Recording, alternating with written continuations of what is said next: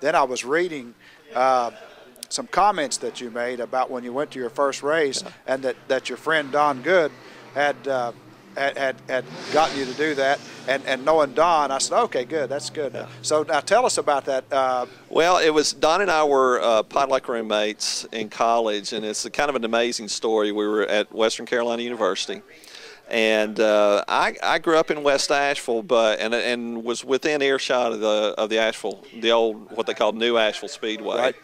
But I didn't go to the races, you know, and that was kind of something I was running from, I guess, you know. Yep. That kind of, well, that's redneck and all that, so I didn't do it. And then Don and I ended up being potluck roommates and best friends at Western Carolina, and he would always try to get me to go to races, and so I said, you're crazy. I said, there's nothing, you know, I don't see any traction for that. So finally, in '94, I was finishing up my PhD from the University of Tennessee, and Don called me and he said, I got tickets to the Bristol night race, and this was in '94. There were about maybe 75,000 seats or something like that at Bristol, but it was still a huge deal and a tough ticket. I didn't have any clue, and I said, well, you know, I'm finishing up a PhD in Southern history. I've never been to a stock car race. I need to go.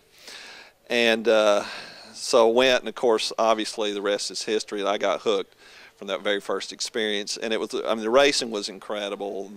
Well, Don, you know, we go in, and I noticed all these people with earplugs. I didn't say anything, and so the race starts, you know, and my head's about to explode because it's so loud. And so finally, when there's a caution, I said, why didn't you tell me to get some earplugs? And Don says, well, I don't think you've been to the race unless your ears ring for the next 3 days. So that's part of so the I did. I was able to stick the thing from my sunglasses, stuff them in my ear, and I made it fine. But it was the racing, it was the whole pageantry, and I tell you, one of the things that hooked me was a guy that was sitting about 3 rows in front of us, and he'd had a few beers, but he would stand up every time Dale Earnhardt came by, and this is Bristol, where it's about every 16, 17 seconds. Every time Dale Earnhardt came by, he'd stand up and give him the middle finger. And I know this guy. I've seen it. You know, people forget that, you know, Dale Earnhardt is a saint now, but there were a lot of people that didn't care for him at all. You had the other guy standing up with the 3 every time. Exactly. And the others had the 1.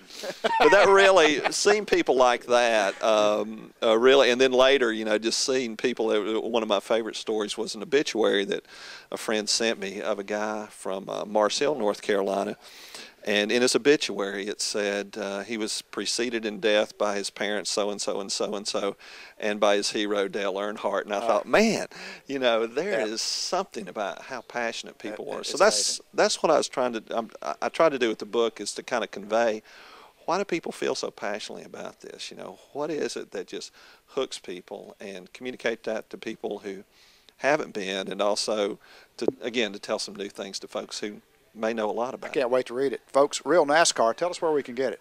At all fine bookstores. It should be out in all the major bookstores any day now. You can get it on Amazon. It's available there from the University of North Carolina Press website. You can order it there, and you know, and I'll be out and about in the coming months, particularly in the Carolinas and Virginia, doing lots of book signings. So I hope to see Racers Reunion folks absolutely out there. We'll be out there.